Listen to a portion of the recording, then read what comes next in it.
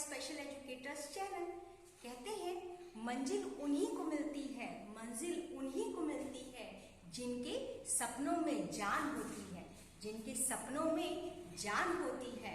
पंखों से कुछ नहीं होता, पंखों से कुछ नहीं होता है, हौसलों से ही उड़ान होती है। नजर को बदलो नजारे बदल जाते हैं, नजर को बदलो नजारे बदल जाते हैं, सोच को बदलो सितारे बदल जाते हैं। कश्तियां बदलने की जरूरत नहीं है, हमें कश्तियां बदलने की जरूरत नहीं है। दिशाओं को बदलो खुद ब खुद, दिशाएं बदलो खुद ब खुद, अपने नजारे बदल जाते हैं। इतना काम करिए, इतना काम करिए कि काम भी आपका काम देखकर थक जाए। इसी के साथ मैं शुरुआत करती हूँ आज के हमारे इस स्पेशल वीडियो की, जिसमें मैं आपको बताऊंगी कि पोस्ट नेटल कंडीशंस क्या होती है, यानी कि जन्म के बाद कौन कौन सी ऐसी कंडीशंस हो सकती है जिसके कारण हमारा बच्चा जो है वो मेंटल रिटार्डेशन का शिकार हो सकता है। लेकिन जरूरत है आज मुझे, आपको और उस पूरे समाज को ये जागरूकता फैलाने की कि हमको कौन कौन सी जन्म के समय एक मदर को जन्म के समय क्या क्या ऐसी सावधानी रखनी चाहिए जिसके कारण हम ये कंडीशंस को उत्पन्न ही ना होने दें। इसके साथ मैं आपको बताऊंगी कि मैंने इसके पहले के वीडियो में आपको प्री नेटल और नेटल्स कंडीशंस के बारे में बताया कि जन्म के पूर्व एक मदर के लिए जो है वो कौन कौन सी चीजें इंपॉर्टेंट होती हैं, कौन कौन सी सावधानियां होनी चाहिए जो उन्हें करनी चाहिए। जन्म के पश्चात कुछ हमारी गलतियों से और कुछ जो है वो समाज की गलतियों से या हमारे इन्वायरमेंटल, मैंने जैसे आपको पहले ही बताया था बायोलॉजिकल और इन्वायरमेंटल दो फैक्टर्स होते हैं, और तीसरा होता है साइकोसोशल, जो हमारे पूरे हमारी जो 9 मंथ पीरियड है, जो हमारा प्रेगनेंसी पीरियड है, जो हमारा एक इम्पोर्टेंट टाइम है, उसको जो है वो कैसे बर्बाद कर सकता है। लेकिन हमें और आपको इसके प्रति यदि थोड़ी सी भी जागरूकता रहे तो कम से कम हमसे तो लापरवाही नहीं होगी। इसके लिए मैं आज आपको नेक्स्ट टॉपिक लाई हूँ, पोस्ट नेटल कॉजेस। ये जो है जैसे मैंने आपको इसके पहले भी बताया है, जो डिसऑर्डर्स जो होते हैं, ये डिसऑर्डर्स जो होता है 0 to 18 ईयर्स तक हो सकता है।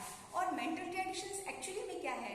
मेंटल रिटार्डेशन एक कंडीशंस है, कभी ना बदलने वाली कंडीशंस, एक ऐसी कंडीशंस जो कि जिसमें कि आईक्यू का, बुद्धि का जो है विकास नहीं होता है। और इसके साथ ही मैं आपको बताऊंगी कौन कौन सी ये कॉजेस होते हैं। इसमें सबसे पहला है डिलेड बर्थ क्राई, यानी कि literally cry after 5 years.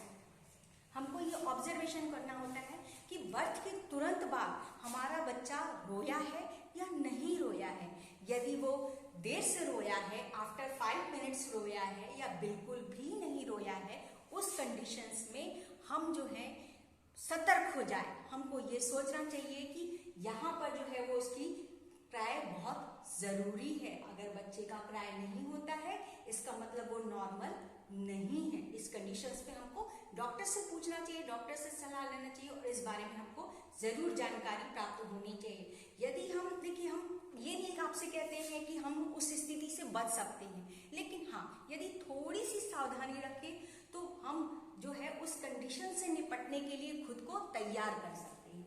Next condition है लो बर्थ वेट। हो सकता है कि बच्चा जो है वो इसीलिए कहते हैं कि जो जन्म के पहले माँ को अपना विशेष ध्यान रखना पड़ता है, खान पान में उसको, अपना न्यूट्रिशंस में, हेल्थ में, कोई भी साइकोलॉजिकल प्रॉब्लम, स्ट्रेस, ये सब जो है वो माँ को साधारणतः नहीं लेना चाहिए। तो बच्चे का जो वेट है वो बहुत ज़्यादा लो हो जाता है। कई बार बच्चा जो है वो बहुत ज़्यादा, बिल्कुल आधा किलो का या 1 किलो का या और भी 300-500 ग्राम के भी बच्चे पैदा होते हैं। तो ये कंडीशन से बचने के लिए एक मदर को बराबर न्यूट्रिशंस लेना चाहिए और खुद का ध्यान रखना बहुत जरूरी है, क्योंकि छोटी छोटी लापरवाही, छोटी छोटी असावधानी हमारे जीवन को बहुत कठिन बना सकती है।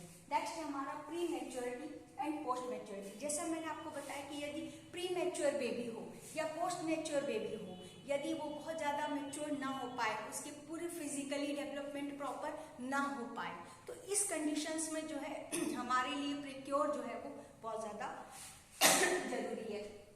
कलर ऑफ बेबी, कई बार हम देखते हैं कि बेबी का जो कलर है वो एकदम येलो है या एकदम ब्लू कलर का है, तो हमें इस पे विशेष ध्यान रखना चाहिए। डॉक्टर से अपनी सलाह लेना चाहिए कि अगर ऐसी कंडीशंस होती है तो हम बच्चे के लिए ऐसा क्या कर सकते हैं। इसके आगे की वीडियो में मैं आपको जरूर बताऊंगी कि जब हमारे भ्रूण की स्थिति रहती है तो भ्रूण जो है वो कैसे विकास करता है, और भ्रूण के विकास के समय यानी जन्म के पहले भी हम चाहे तो इसको अच्छे से देख सकते हैं। कई बार RH फैक्टर इनकम्पैटिबिलिटी के कारण भी जो हो जाता है, या फिर ये हो सकता है कि एक ही जाति में हम समानता देखते हैं कि एक जो है वो पेरेंट्स जो है वो अपने रिलेटिव से शादी कर लेते हैं, उसके कारण भी जो है वो प्रॉब्लम हो जाती है। ऐसे बहुत सारे फैक्टर्स हैं जिसके कारण मेंटल रिटार्डेशन जो है वो आ सकती है। इसीलिए अक्सर हम ये कहते हैं कि अपने जो भाई बहन मतलब अपनी मम्मी पापा को छोड़ करके जो दूसरे जैसे मौसी के बच्चे, मामा के बच्चे, चाचा के बच्चे,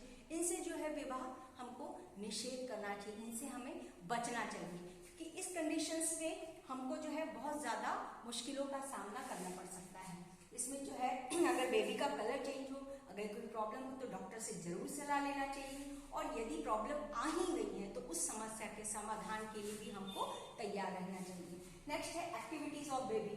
कई बार हम क्या होता है आफ्टर बर्थ बच्चे की एक्टिविटीज देखते हैं कि बच्चा बहुत ज्यादा डल है, हिल डुल नहीं रहा है, या फिर उसकी एक्टिविटीज जो है वो जैसे कि 3 महीने में गर्दन संभालने का है, तो यदि बच्चा 3 महीने में गर्दन नहीं संभाल पा रहा है तो हमको ऑब्जर्वेशंस करना है। यदि बच्चा अगर हमारा 6 महीने में घुटने के बल या फिर एक सिटिंग जो है वो नहीं हो पा रही है तो हमको उसका ध्यान रखना है। मतलब छोटी छोटी डेवलपमेंटल जो एज होती है वो 0 से लेकर जो 1 वर्ष तक का होता है, प्रत्येक महीने का डेवलपमेंट जो है वो हमको ध्यान ऑब्जर्वेशंस करना ही पड़ेगा।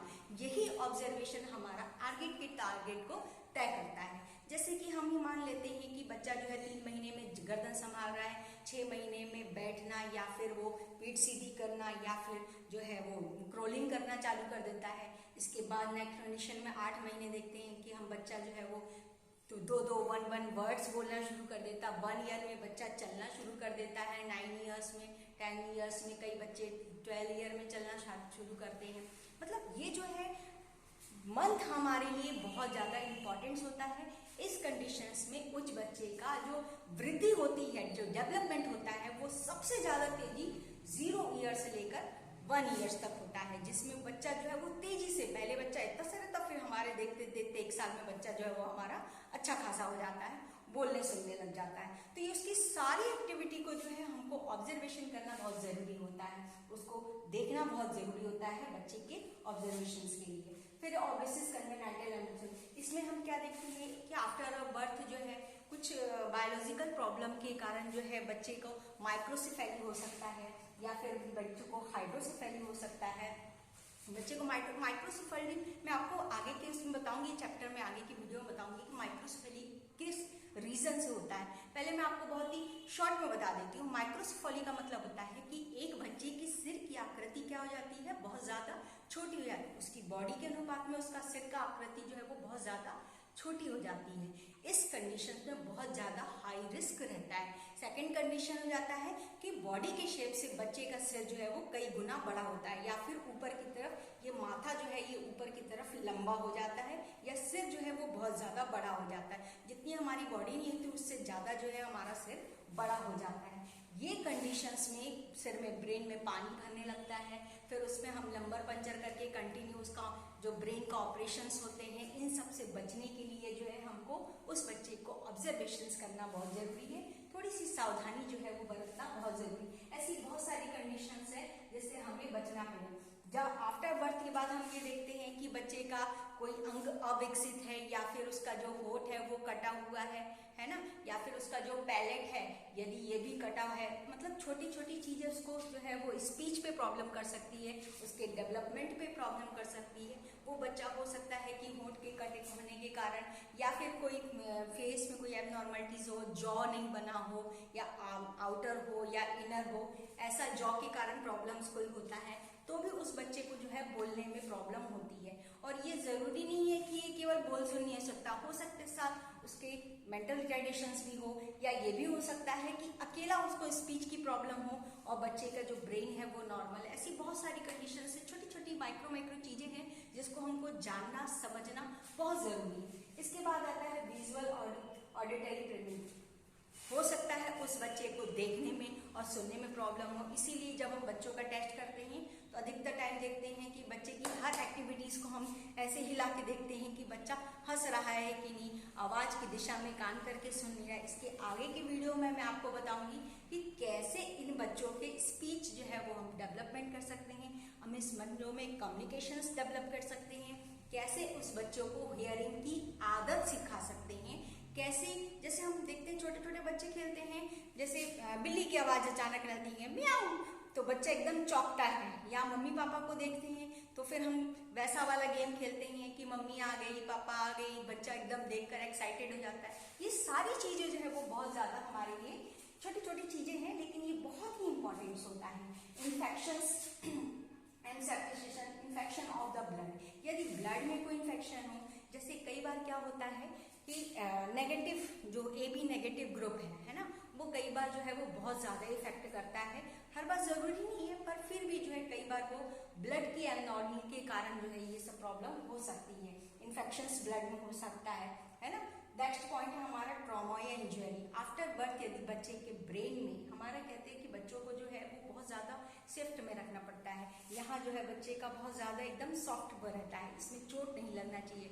जब हम हमारे घर में जब एक बच्चा आता है तो उसके घर में बहुत सारे लोग जो है वो उसकी देखभाल के लिए रहते हैं, वो देखभाल के साथ साथ उस बच्चे की हेड इंजरी से बचाने का भी उपाय करना चाहिए। किसी प्रकार का ट्रॉमा या चोट से हमेशा हमें बचना चाहिए। फिर फीडिंग प्रॉब्लम, मैंने ऐसे बहुत सारे अपनी संस्थाओं में, ऐसे इंस्टीट्यूट्स में देखे हैं कि फीडिंग बच्चों को प्रॉब्लम होते हैं। जैसे हमारे यहाँ पे एक बच्ची है, मैंने उसको देखा था कि उस बच्चे को क्या होता है, ये कॉर्ड जो है इसमें प्रॉब्लम है, तो बच्चे को जब कुछ भी खिलाते पिलाते हैं तो वो बच्चे के गले में अंदर जाता ही नहीं है, और उस बच्चे को लिक्विड फॉर्म में जो है वो पूरा, मतलब बच्ची आज 18-20 साल की है, लेकिन उसकी कंडीशंस ये है कि उस बच्चे को जो है लिक्विड फॉर्म में ही खिलाया जाता है। बिस्किट घोल के या चावल या रोटी कोई भी चीज़ खिलाते हैं तो उसको बाकायदा हम क्या करते हैं, पीस के खिलाते हैं। तो ये चीज़ जो है फीडिंग प्रॉब्लम हो सकती है। या बच्चा खा पी रहा है तो उस समय बच्चे को वॉमिटिंग होने लगी, मतलब कोई भी चीज़ उसके गले में जा नहीं रही, तो हमें इस चीज़ को जरूर ध्यान देना चाहिए।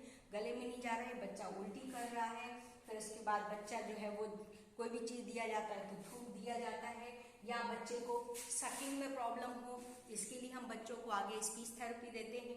तो स्पीच थेरेपी की भी मैं आपको पूरी प्रोसेस बताऊंगी कि स्पीच थेरेपी जो है वो कैसे कैसे इन बच्चों को दिया जा सकता है, जिस बच्चे की लार कंट्रोल हो सके, जिससे वो बच्चा बोल सके।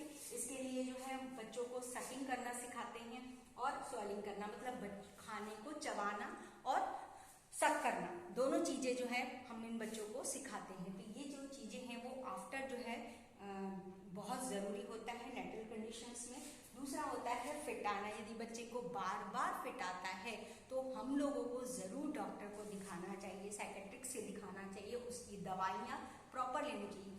फिट के संबंध में ये कहते हैं कि यदि फिट की दवाई एक समय पर यदि दिया जाता है, आगे मैं फिट की दवाइयों के बारे में भी आपको डिटेल बताऊंगी, लेकिन फिलहाल आपको मैं इतनी जानकारी दूंगी कि फिट के बारे में ये कहा जाता है कि फिट की जो भी दवाइयाँ हैं, जैसे हम उस बच्चे को 8 बजे जो है वो बच्चे को हम फिट की दवाई दे रहे हैं, तो उसका जो टाइम है वो निश्चित होता है कि 8 बजे ही देना है। एक दिन भी वो जो है वो अगर हम मिस कर जाते हैं तो वो हमारा फिट जो है वो रिपीट कर जाता है। इस स्थिति से बचने के लिए उस बच्चे के संबंध में जिनको भी फिट आता है बहुत ही सावधानी रखनी चाहती है। रेगुलर उस बच्चे की दवाई होनी चाहिए, ये नहीं कि अब बच्चे को साल भर से फिट नहीं आया, बच्चा ठीक है तो हमने दवाई करना छोड़ दिया, ऐसा बिल्कुल भी नहीं होता है। उस बच्चे की जो दवाई जितने समय में डॉक्टर ने कहा है उतने समय तक उस फिट की दवाई को हमें प्रॉपर और टाइम ही रखना जो है वो बहुत ज़्यादा जरूरी होता है। जन्म के तुरंत बाद बच्चे को जॉइंटिस हो जाता है, पीलिया हो जाता है, इस कंडीशंस में बच्चे को जो धूप में रखना है मॉर्निंग की, और जो उसकी दवाइयाँ लगेंगी, ये सब जो है उसके लिए बहुत ज़रूरी होता है। इसके अलावा आता है न्यूट्रिशंस, उस बच्चे को न्यूट्रिशंस की कोई कमी नहीं होना चाहिए, जो भी उसकी खान पान में प्रॉपर चीज़ें लगती हैं वो सब चीज़ें जो है वो बहुत ज़्यादा उसके लिए इम्पोर्टेंस होती हैं।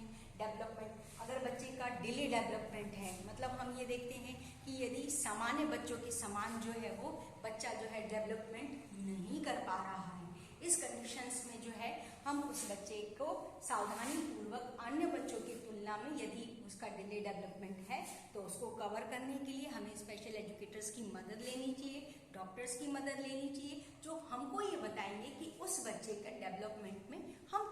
उसकी हेल्प कर सके। ये जानकारी अगर आपको पसंद आई हो तो लाइक कीजिए, सब्सक्राइब कीजिए, और यदि आपको इसके संबंध में और भी जानकारी चाहिए तो मेरे कमेंट्स बॉक्स में जो है आप लिख सकते हैं, मुझसे आप आराम से जान सकते हैं, मैं आपको पूरा बताऊंगी। और भी यदि किसी टॉपिक पर आपको वीडियो चाहिए तो भी आप उस कमेंट्स में लिख सकते हैं, तो मैं आपको उसके बारे में जरूर इन्फॉर्मेशन दूंगी। एट लास्ट मैं आपसे एक क्वेश्चन पूछना चाहती हूँ कि जब हम एक बच्चे का लर्निंग पीरियड चलता है, सीखने का पीरियड चलता है, तो वो कौन सी चीज़ है जो हम बच्चे को ऑलवेज देते हैं जिससे हमारा बच्चा प्रोत्साहित होता है। Thank you.